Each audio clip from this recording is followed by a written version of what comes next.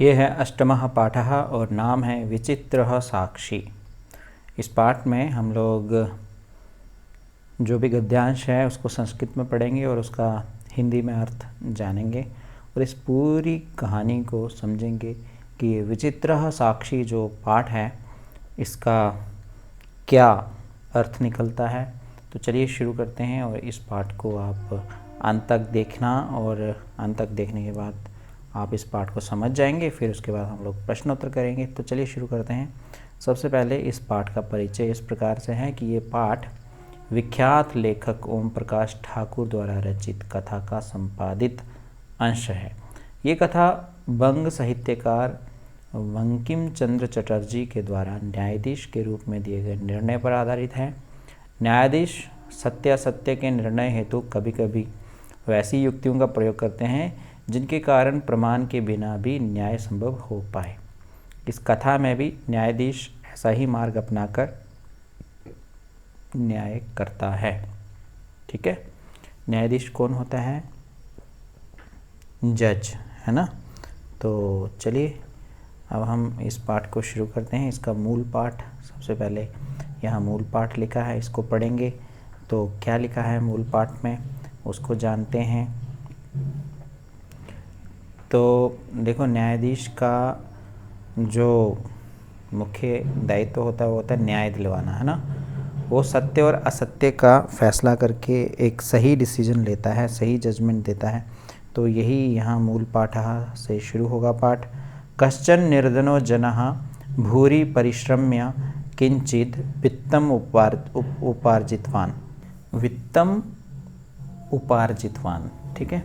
तेन वित्तेन स्वपुत्रम एकस्मिन् महाविद्यालये प्रवेशं दापयितुं सफलो जातः।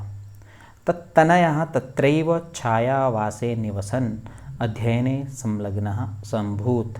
एकदा सा पिता तनूजस्य रुग्णतामाकर्ण्य व्याकुलो जातः।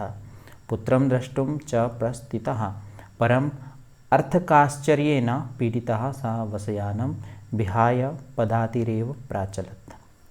पदातिक्रमेण सञ्चलन् सायं समये अपि सौ गन्तव्यात् दूरे आसीत्।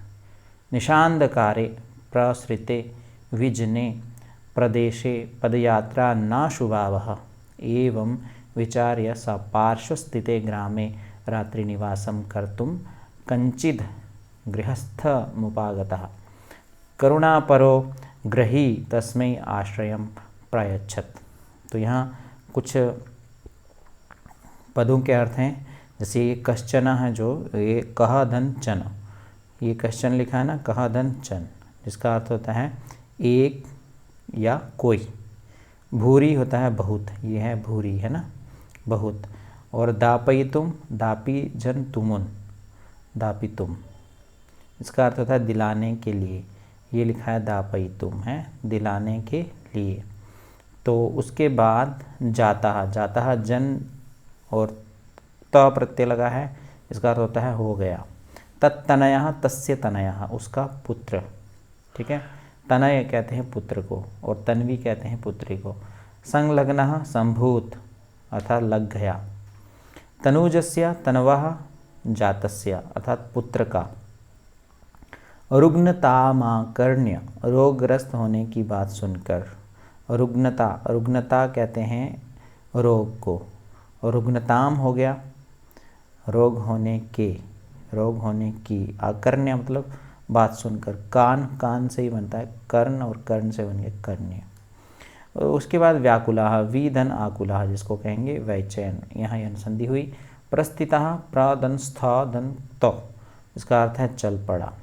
अर्थक का आश्चर्य न, गरीबों के कारण, गरीबी के कारण। अर्थक, अर्थ कहते हैं पैसे को, और अर्थक आश्चर्य न अर्थात हो गया गरीबी के कारण। पदातिरेव, पैदल ही। प्राचलत, प्रदन चल, और लंग लकार हो गया, यहाँ पर बन गया प्राचलत, चल पड़ा। पदाति क्रमेण संचलन, पैदल चलते हुए। असौ वह, असौ अर्थ वह। गंतव्यात, मंजिल से। निशांधकारे प्रसृते, रात के अंधेरे में। निशा कहते हैं ना रात को, रात, अंधकारे अंधेरे में। प्रसृते विजने प्रदेशे, निर्जन स्थान में।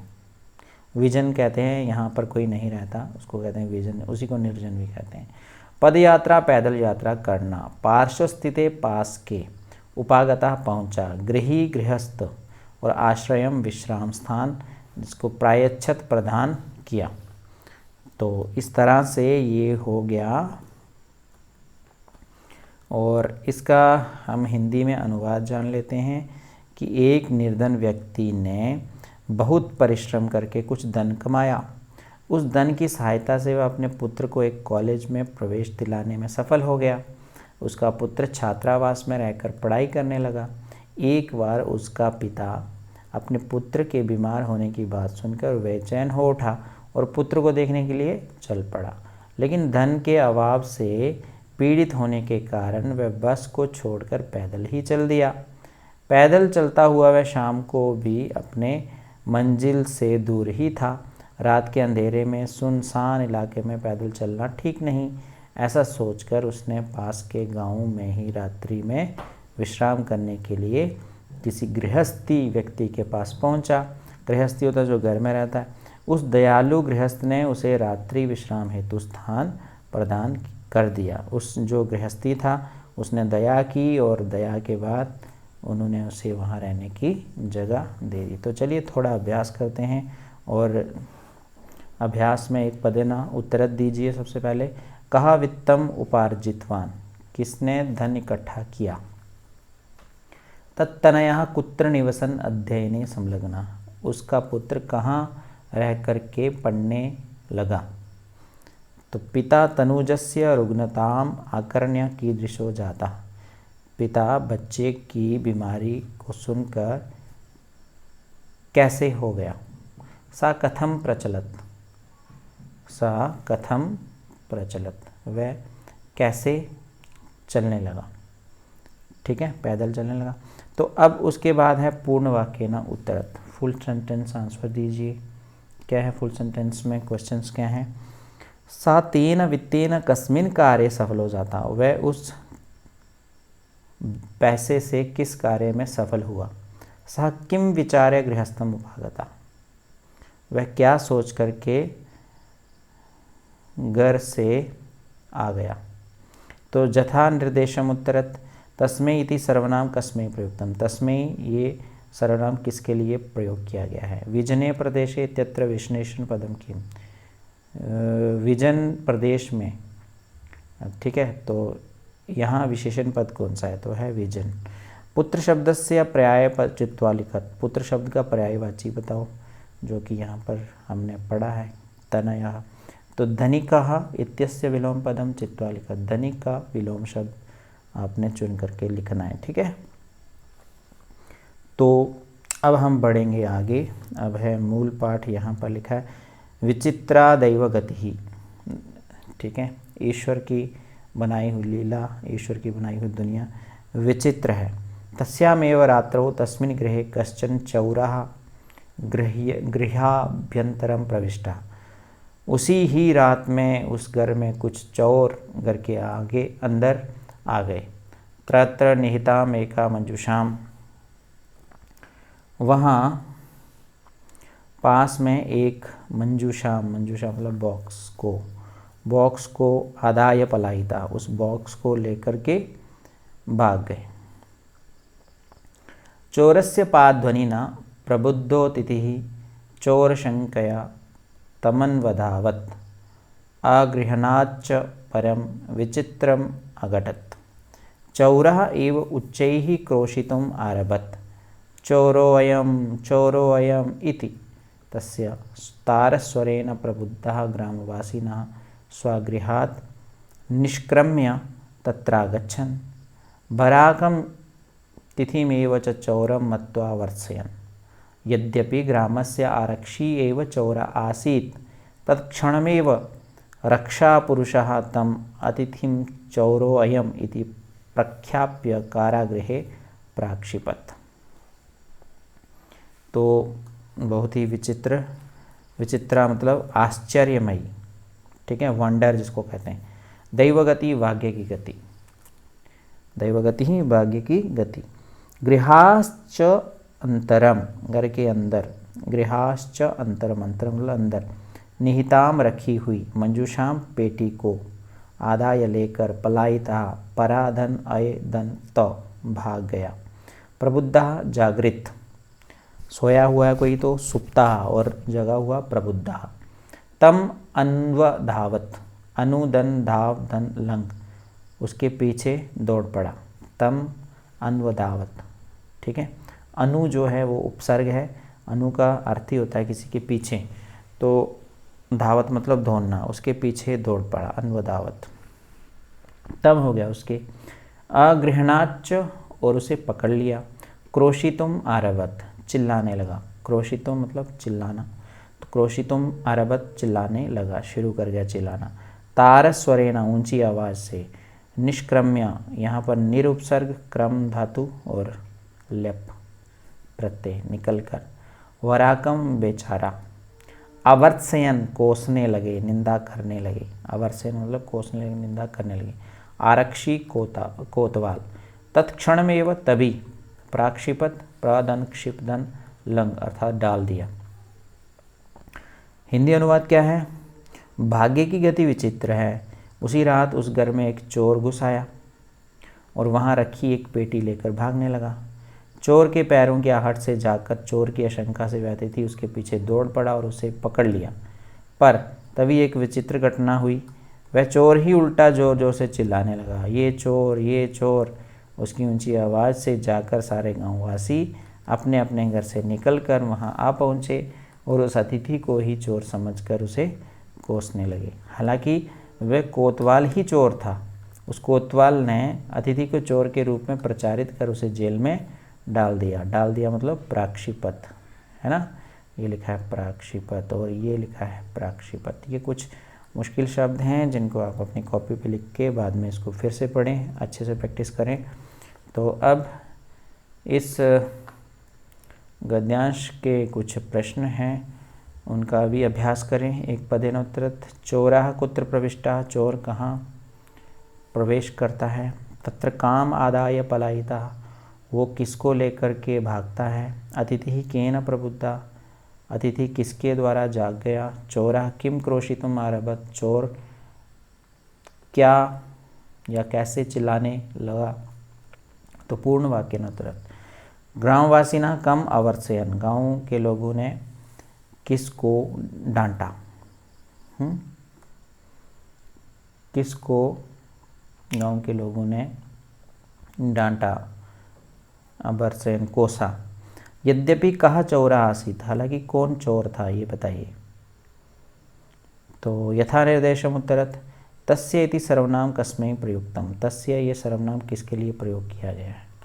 पलायिता इति क्रियाया कर्ता का, पलायिता इस क्रिया का कर्ता कौन है। इस जो हमने गद्यांश पढ़ा ना उसमें आपने बताना है पलायिता कौन भागा, इस क्रिया के कर्ता कौन है। तो विचित्र दैव गति इत्यत्र विशेष्य पदम किम, विचित्र दैव गति ही, यहाँ ये दो शब्द हैं, इनमें विशेष्य पद कौन सा है और विशेषण कौन सा है। ये विशेषण का पता लग गया तो समझो विशेष्य का भी पता चल जाएगा। तो आरक्षी इत्यस्य पर्याय चित्वा लिखत, आरक्षी का पर्यायवाची शब्द यहाँ इस पाठ में आया, भी जो हमने गद्यांश पढ़ा उसमें आया, तो वहीं से आपने उसका पर्याय जो है वो चुन करके लिखना है। तो अब आगे बढ़ते हैं और आगे जो मूल पाठ है उसको भी समझते हैं। अग्रिमे दिने सा आरक्षी चौर्याभियोगे तम न्यायालयम नीतवान, ठीक है। अगले दिन उस कोतवाल ने चोरी के अभियोग में उसको न्यायालय लिया। न्यायाधीशो बंकिम चंद्र उभाभ्याम पृथक पृथक विवरणम श्रुतवान, न्यायाधीश बंकिम चंद्र ने दोनों का अलग अलग विवरण सुना।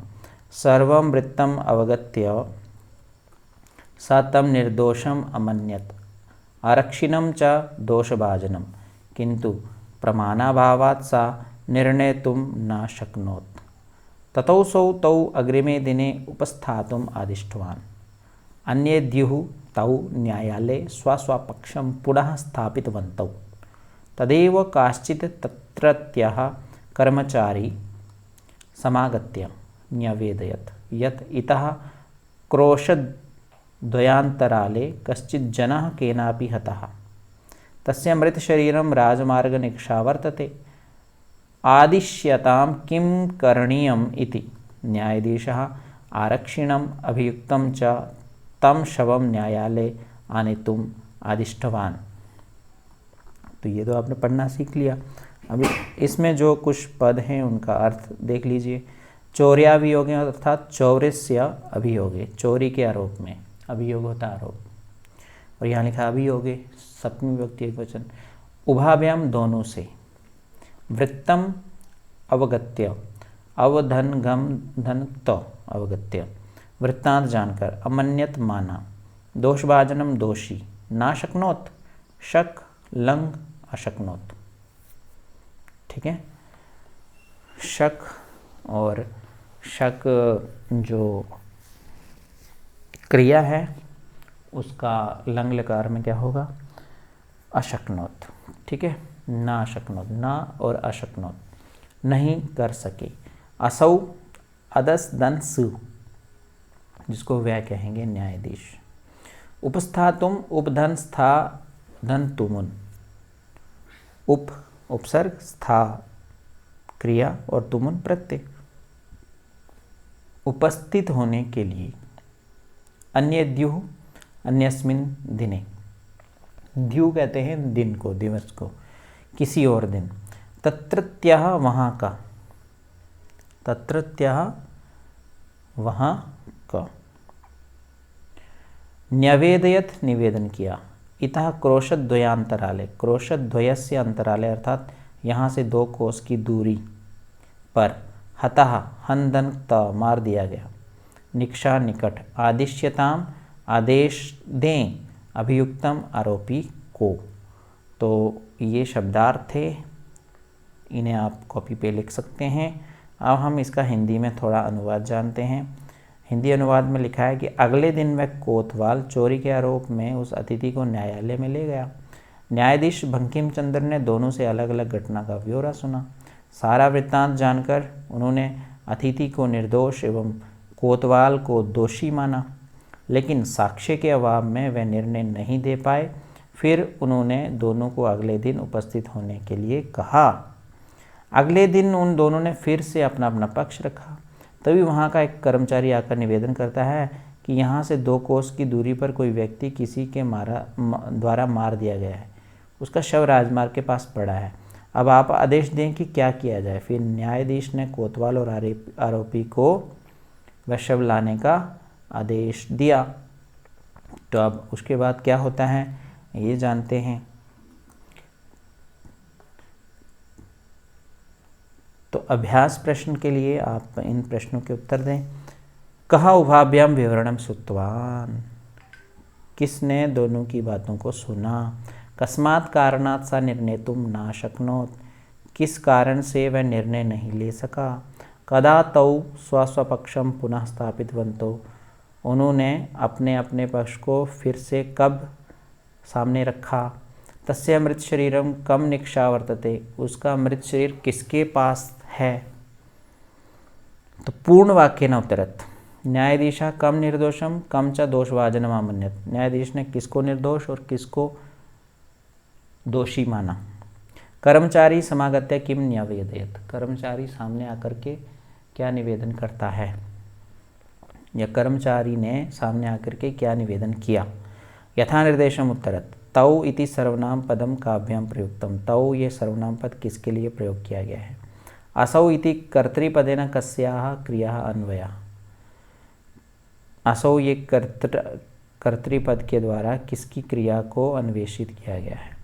निकटम इत्यर्थे किम पदम अनुच्छेदे प्रयुक्तम, निकटम पास समीप है ना, इसके लिए पद में कौन सा अनुच्छेद प्रयोग किया गया है, कौन सा पद प्रयोग किया गया है। निर्दोषम इत्यस्य किम विलोम पदम अत्र प्रयुक्तम, निर्दोष के लिए कौन से शब्द का विलोम पद का प्रयोग इस गद्यांश में किया गया था। तो अब आगे बढ़ते हैं और कथा को भी सुनते हैं और कुछ संस्कृत भी सीखते हैं। तो मूल पाठ पढ़ेंगे और लिखा है आदेशम प्राप्य उभौ प्राचलताम। उभौ होता है दोनों, ठीक है। प्राचलता मतलब प्रादन चल लंग चल पड़े, आदेश मिलते ही दोनों चल पड़े। तत्रोपेत्य काष्ठपटले निहितं पटाच्छादितं देहं स्कंदेन वहन्तौ न्यायाधिकरणं प्रति प्रस्थितौ, ठीक है। तत्रोपत्य मतलब तत्र धन उपेत्य, वहाँ पहुँचकर, तत्र उपेत्य मतलब वहाँ पहुँचकर, एक काष्ठपटले एक तख्त पर रखे कपड़े से ढके उस शरीर को कंधे से ढोते हुए वह दोनों न्यायाधीश के पास चल पड़े।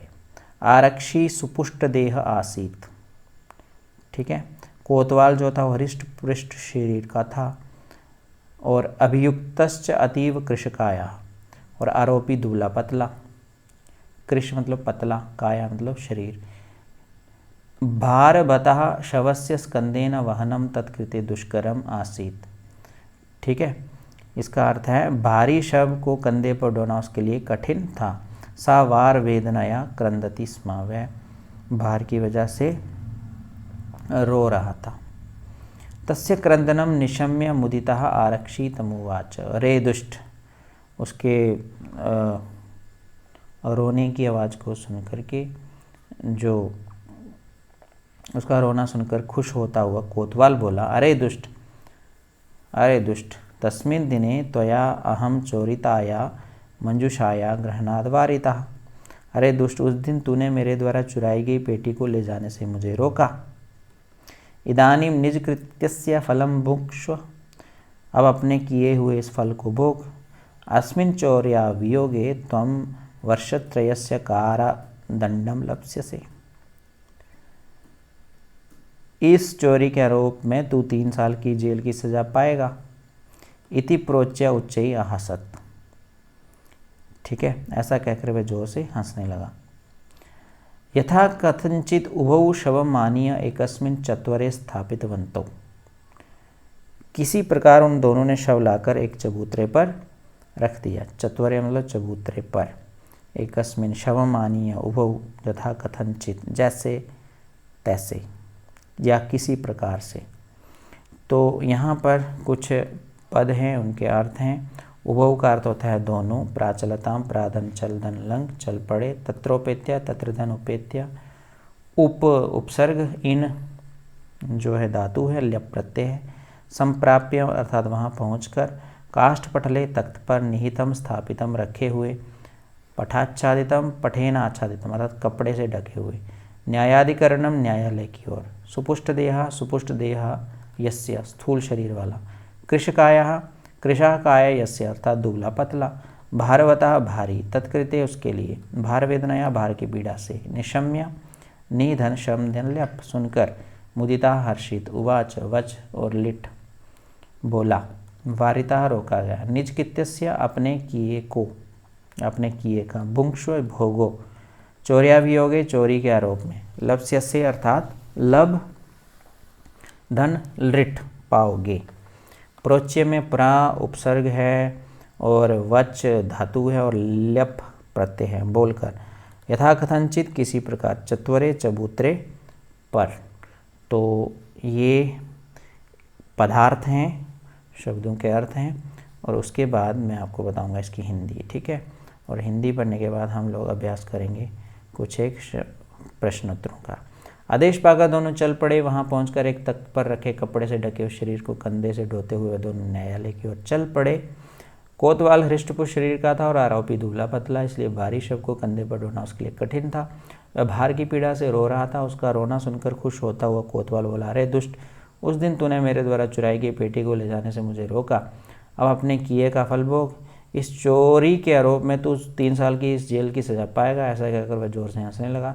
किसी प्रकार उन दोनों ने शव लाकर एक चबूतरे पर रखा। अभ्यास प्रश्न क्या है? आदेशम प्राप्य कौ प्राचलताम, आदेश प्राप्त करके कौन चल पड़े, कौन दो। कीदृशम देहम वहंतौ तौ प्रस्थितौ, किस तरह के देह को लेकर वे दोनों चले।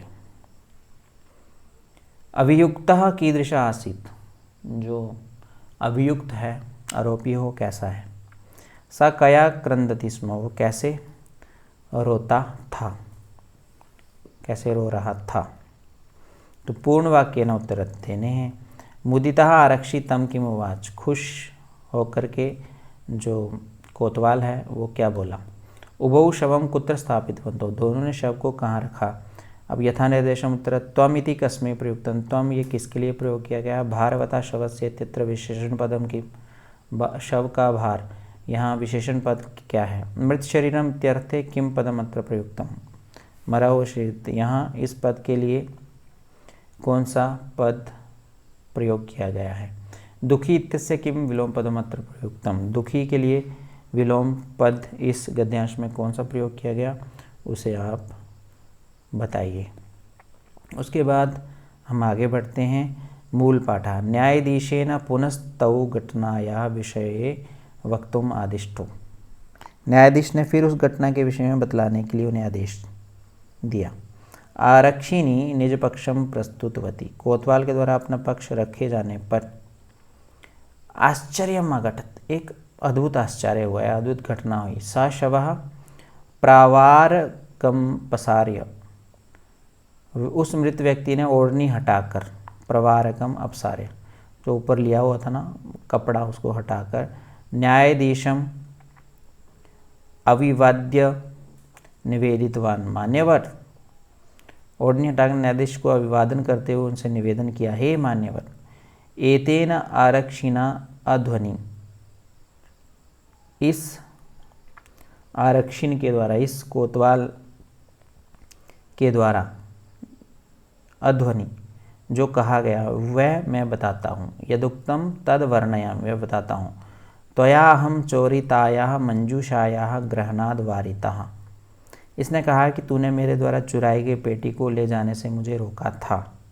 अतः निज कृत्यस्य फलम भुङ्क्ष्व, इसलिए अब अपने किए का फल भोग।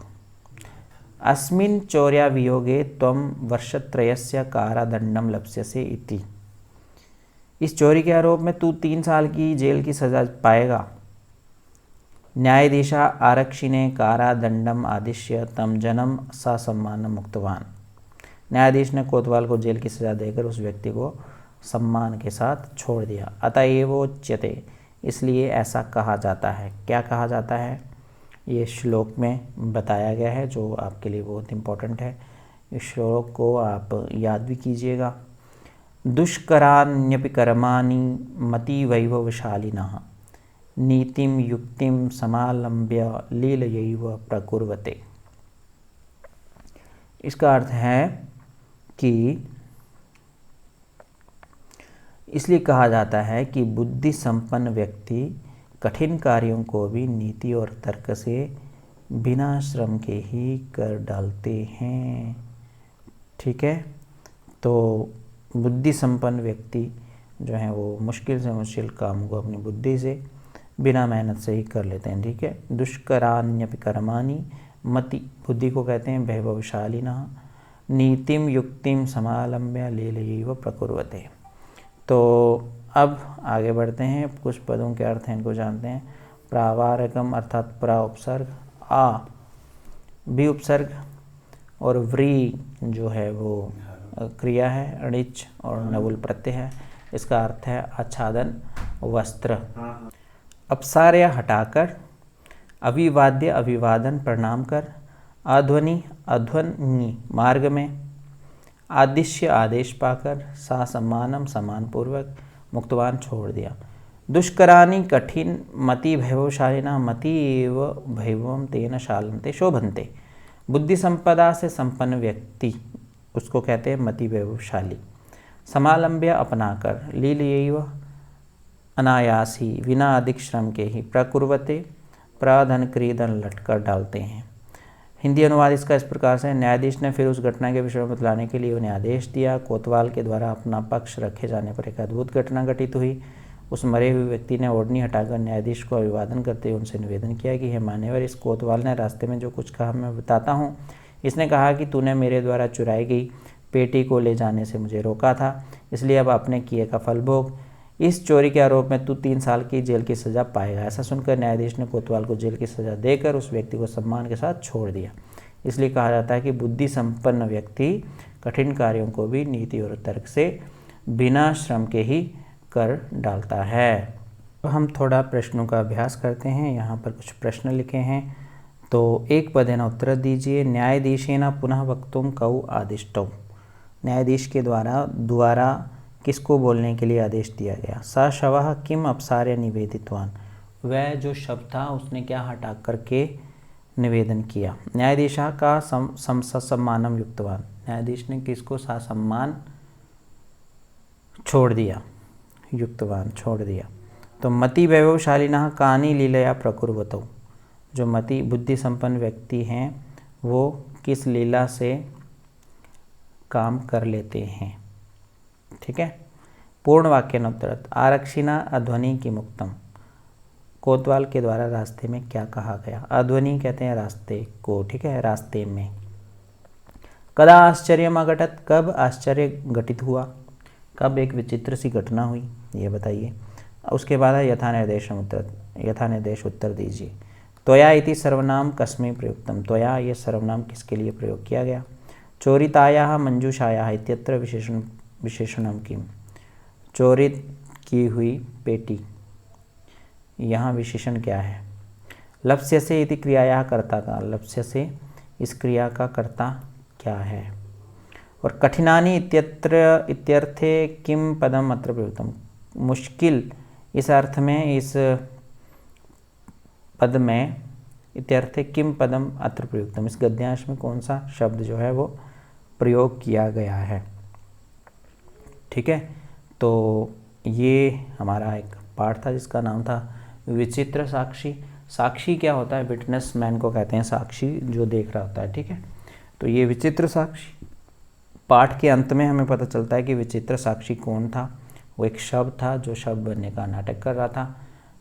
अब आगे की कहानी में क्या हुआ, क्योंकि ये जो कहानी है ये शुरू हुई थी किससे, कि पिता जो है अपने पुत्र की जो सेहत थी वो बिगड़ी थी उसको देखने के लिए जा रहा था। अब आगे की कहानी में क्या होता है वो तो यहाँ पर नहीं बताया गया है, लेकिन आप इस चैनल पे अगर नए हैं तो हमारे चैनल के साथ जुड़ने के लिए इस चैनल को सब्सक्राइब करें और भी बहुत इम्पोर्टेंट वीडियोस हैं उनको आप देखते रहें और पढ़ते रहें और अच्छे नंबर जो हैं अपनी परीक्षा में प्राप्त करें। बाय बाय, धन्यवाद।